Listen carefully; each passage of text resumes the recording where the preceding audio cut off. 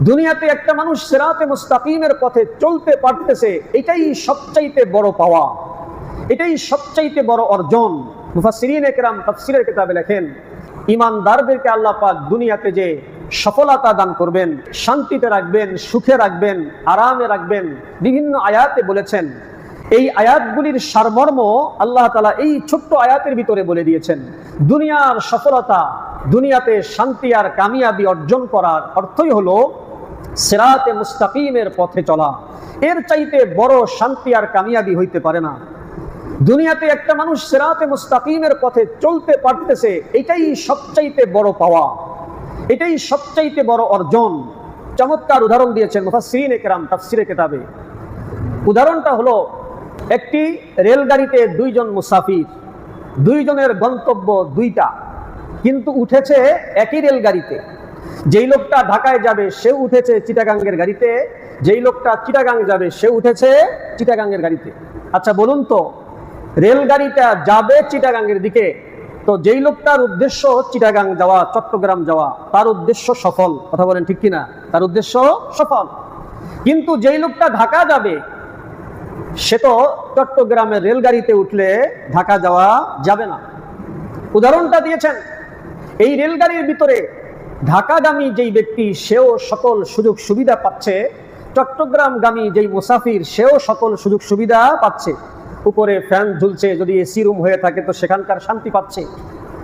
যেই লোকটা চট্টগ্রাম যাচ্ছে সে এই শান্তির পাশাপাশি গন্তব্যের দিকে রওনা হয়েছে, কিন্তু যেই লোকটা ঢাকার উদ্দেশ্যে রওনা হয়েছে ক্ষণিকের শান্তি হয়তোবা সে উপভোগ করছে, কিন্তু তার গন্তব্য স্থানে সে পৌঁছতে পারবে না। দুনিয়ার সমস্ত কাফের মুশরিক আর ঈমানদারের মাঝে এটাই ব্যবধান। ঈমানদারও খায়, কাফেরও খায়, ঈমানদারও পান করে, কাফেরও পান করে, ঈমানদারও বিবাহ শাদী করে, কাফেরও বিবাহ শাদী করে, ঈমানদারও দুনিয়ার নাজ নিয়ামত ভোগ করছে, কাফেরও দুনিয়ার নাজ নিয়ামত ভোগ করছে। কিন্তু পার্থক্য কোথায়? ঈমানদার এই নাজ নিয়ামত ভোগ করে রওনা দিয়েছে জান্নাতের পথে, আর কাফের মুশরিকরা এই নাজ নিয়ামতের মাঝখান দিয়ে তারা ভুল রাস্তায় চলছে। কিছু দূর যাওয়ার পরে ঢাকাগামী ব্যক্তি চট্টগ্রামগামী ব্যক্তিকে বলে, ভাই এই ট্রেনটা যাবে কোথায়? চট্টগ্রামগামী মুসাফির বলে, এই ট্রেনটা তো চট্টগ্রামের দিকে যাবে, যাচ্ছে, রওনা হয়েছে। এখন ঢাকাগামী ব্যক্তি আফসোস করতেছে, আমি তো ভুল ঠিকানায় উঠে পড়েছি, ভুল গাড়িতে উঠে পড়েছি, আমার টিকিট কাটা হয়েছে ভুল, আমি বসেছি ভুল গাড়িতে, আমার এখন কি হবে? মুহতারাম হাজিরিন, কেন আফসোস করে? আফসোসের কারণটা কি? চট্টগ্রামগামী ব্যক্তিও তো একই সুযোগ সুবিধা পাচ্ছে, ঢাকাগামী ব্যক্তিও তো একই সুযোগ সুবিধা পাচ্ছে, কিন্তু ঢাকাগামী ব্যক্তি এত সুযোগ সুবিধা পাওয়ার পরেও ভিতরে কোনো শান্তি নাই, কারণ সে ভুল সিদ্ধান্ত নিয়েছে। কথা বুঝাতে পারতেছে আপনাদেরকে?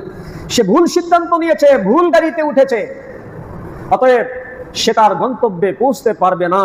কিন্তু চট্টগ্রামগামী ট্রেনে চট্টগ্রামগামী যেই মুসাফির উঠেছে সে বাহ্যিকভাবে সকল আরামায়েশের ভিতরেও আছে এবং ভিতরেও তার শান্তি আছে। আমি গন্তব্য স্থানে পৌঁছার জন্যই সঠিক গাড়িটাকে আমি নির্বাচন করেছি, সঠিক গাড়িতেই আমি টিকিট কেটে উঠেছি।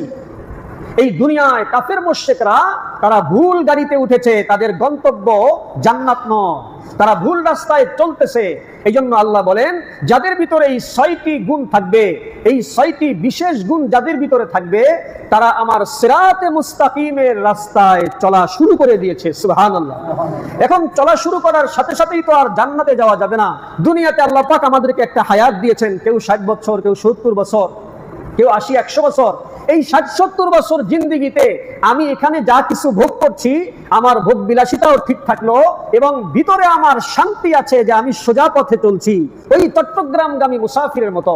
কিন্তু বেঈমান কাফেররা ঈমানদারদের মতোই ভোগ বিলাসিতায় লিপ্ত আছে, কিন্তু ভিতরে কোনো শান্তি নাই, কারণ গন্তব্য ঠিক নাই। কারণ কি নাই? গন্তব্য ঠিক নাই।